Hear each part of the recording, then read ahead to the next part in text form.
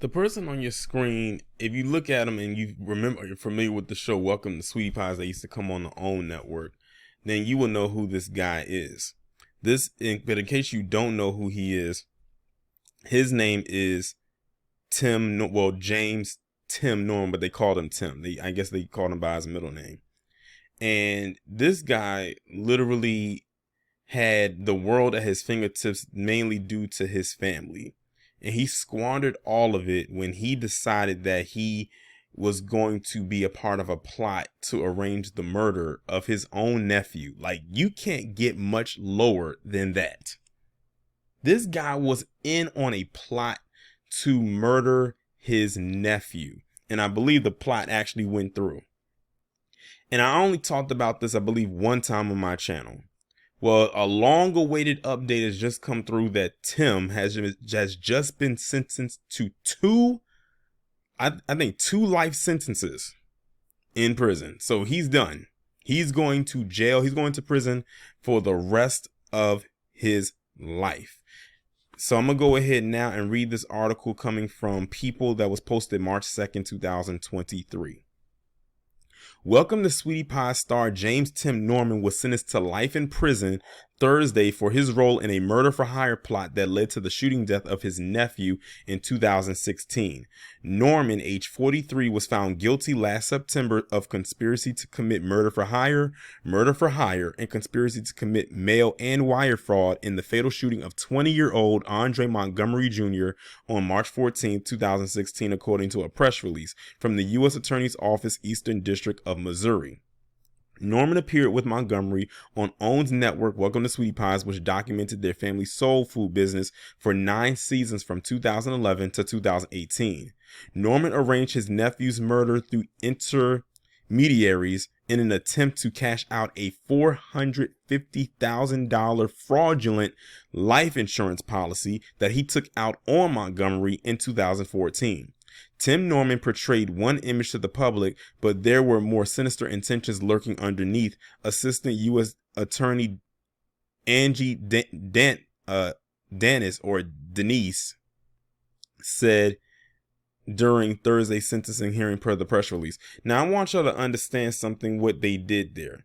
They intentionally mentioned that the show ran from 2011 to 2018 for a reason, because that means in 2014, when he took out this fraudulent life insurance policy that was almost $500,000, he was doing this while filming this show.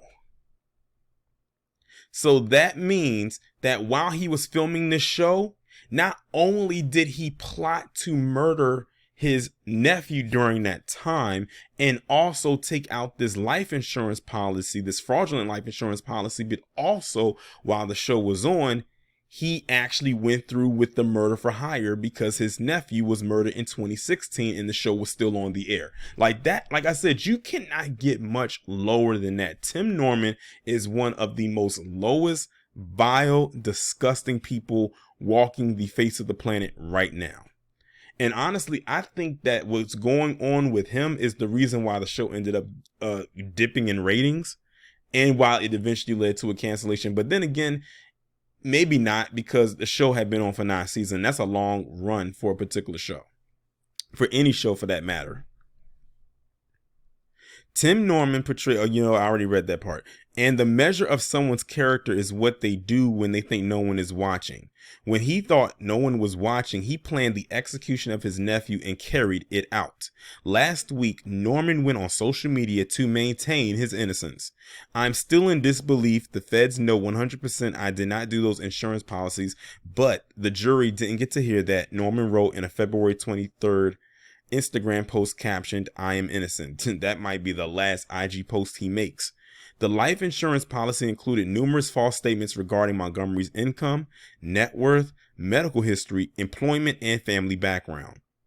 Norman also had 3 co-defendants, Travell Anthony Hill, Terica Ellis, and YL Wally Rebbe Yagnam.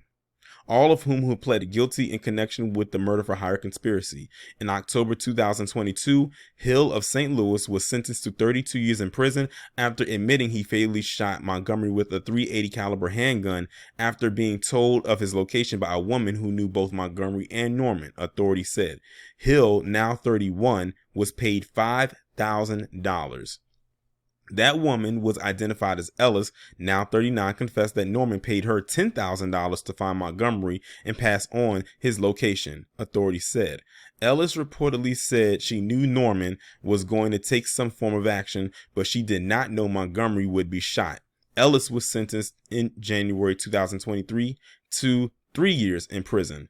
A fourth person, insurance agent Wael Wally Rebi Yagnam, was sentenced to 3 years in prison last November, prosecutors said. Yagnam was accused of helping Norman take out multiple insurance policies beginning in October 2014. Those policies included a life insurance policy for $250,000 through Americo Insurance Company, as well as two different policies through Forrester's Insurance for $200,000 and $250,000 per a criminal complaint obtained by the St. Louis Post-Dispatch.